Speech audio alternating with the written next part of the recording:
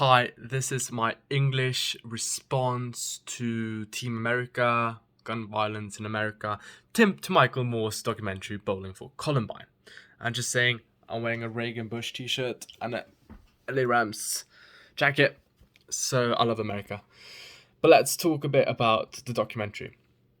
The documentary by Michael Moore, Bowling for Columbine, is about the massacre at Columbine High School, in outside of Denver, actually.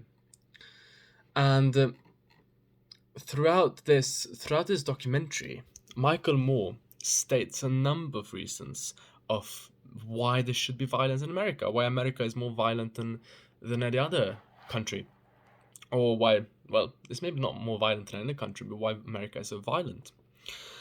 And some of the reasons, for example, Marilyn Mason and goth music, he tries to disregard them. Right? He tries to answer and say that they're not reasons. They're reasons that others say, but they're not reasons in reality. But some of the reasons, for example, goth music, for example, violent video games, surely they might lead to violence, because if your kids play games where they go around shooting people, they might in the future turn out to be shooting people in real life, which would be incredibly dangerous. But then also, maybe it's not entirely the case, because kids are playing more and more violent video games today, but shootings are also becoming less and less of a problem in many parts of the world. Then also he talks about bowling. He gives the paradox, the metaphor of bowling, of that bowling should lead to violence, while also disregarding the comment again. But bowling, he also names the documentary Bowling for Columbine, and this is after that the two subjects in the shooting, suspects, Eric Harris and Dylan Klebold, should be, instead of doing the physical education classes, they do bowling classes. And he says that should make them a bit more violent, but then also disregards the comment completely afterwards. While actually Michael Moore is wrong in this regard. The kids, Eric Harris and Dylan Klebold, never actually bowled during that day. So they did not even come to school during the day, according to Glenn Moore of the Golden Police Department and David Collins' book. They were not present at school during the day. They were not present before the shooting at the school, and therefore did not attend the bowling class. And therefore, the entire title of the documentary is false, to say that they should be bowling there and basing the documentary on it, while they were not present or in attendance that day at the bowling class. He starts to talk then about the breakup of the family unit. He starts to talk about the claims to be more in the US, claims to be more breakup of family units in the US, and he's still talking about poverty. He starts talking about the violent past, the cowboys, the Wild West, the enormous topic that brings us on to the media. How the media always portrays violent stories where there should be blood, that it should sell and people watch it more. The beasts that are so scary that actually never came. That's one of the paradoxes he uses, that the media always wants to show off things that should be sad and scary and scare the audience, while the media in Canada does not. The media in Canada likes being kind and nice and helpful at the news, instead of saying that, oh, you will be shot, you need to hide. More also, in a way unrelated to the big issue, he turns up the race debate.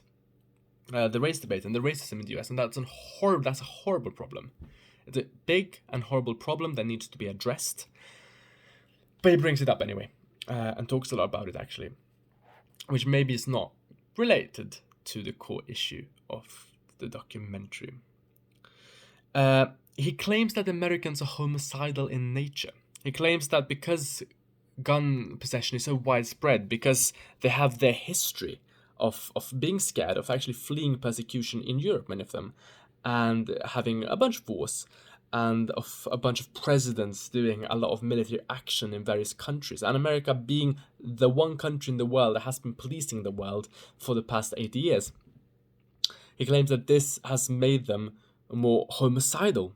It's made them more scared in nature, which leads to them shooting more and having more gun violence.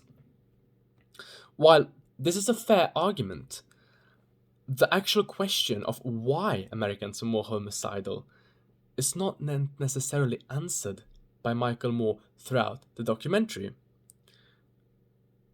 which ultimately is unprofessional by a filmmaker to not answer the questions that you present and the quest that you lead your viewers on throughout the documentary, to not answer that.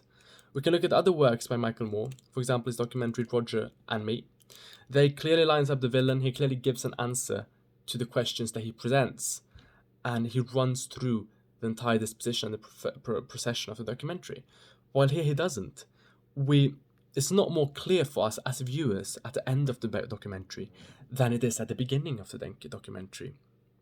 And he could have brought in a lot more experts in the field, experts that talk about homicide, experts that talk about the history, and historians that give context to why Americans are more violent and why the history has been so violent and why they have the strong political actions that they engage in. But he doesn't. Moore also tries to push a political argument at many points throughout the documentary. He's not a journalist who's neutral and provides answers to his questions.